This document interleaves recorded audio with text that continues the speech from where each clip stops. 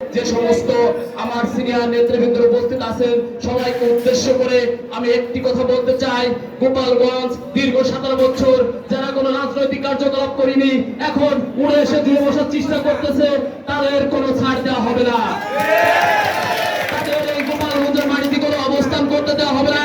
তারা আওয়ামী লীগের সাথে যে আঘাত করে দীর্ঘ 17 বছর কোটি কোটি টাকা ইনকাম করেছে, সেই টাকার গরমে এখন গোপালগঞ্জ অনেক কিছু করার চিন্তা ভাবনা করতেছে। কিন্তু আমি ছাত্র দলের সাধারণ সম্পাদক হিসেবে একটা কথা বলতে চাই, এই সমস্ত নেতার এই সমস্ত কর্মীদের গোপালগঞ্জের কোনো অবস্থান হবে না, হবে না, হবে না। বাংলাদেশ জাতীয় দল বিএনপিকে আঁকড়িয়ে ধরে গোপালগঞ্জে যে পতাকা উত্তোলন করেছিল, সেই সমস্ত নেতা কর্মীদের নিয়ে আমরা সামনে ধীরে ধীরে যেভাবে আগাচ্ছি আরো এগিয়ে যাব। এবং আমাদের যে সিনিয়র নেতৃবৃন্দ আছে তাদের কাছে আমার একটাই অনুরোধ, আপনারা আমাদের সঠিক দিক নির্দেশনা দিয়ে আমরা যাতে সঠিক পথে রাজনীতিরা করতে পারি সেইভাবে আমাদের সামনের দিকে আগানোর সুযোগ সৃষ্টি করে দেন, এই বলে আমি আমার সংক্ষিপ্ত এবং আমি পুনরায় আপনাদেরকে আবার দৃষ্টি আকর্ষণ করছি বক্তাদের। আমরা বক্তব্য এক মিনিট, এটা ফুল অডিয়েন্স একটা শট নিয়ে রহি একবারে। নেতৃবৃন্দ আপনারা দায়িত্ব নিয়ে মঞ্চের পিছন এবং সাইডটা একটু ফাঁকা করবেন। সবাই সামনে যথেষ্ট জায়গা রয়েছে। ছাত্র দল গোপালগঞ্জ জেলা শাখার সুযোগ্য সাধারণ সম্পাদক জনাব সাইদ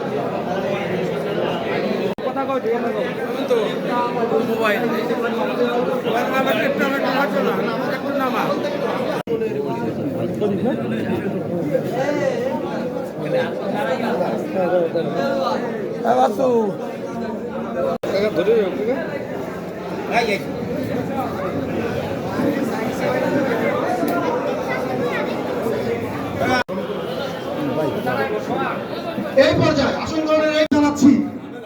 আমাদের এই মঞ্চে জায়গা সংকলনের কারণে অনেক এই যে আলোচনা সভা আয়োজন করা হয়েছে, মুক্ত আলোচনায়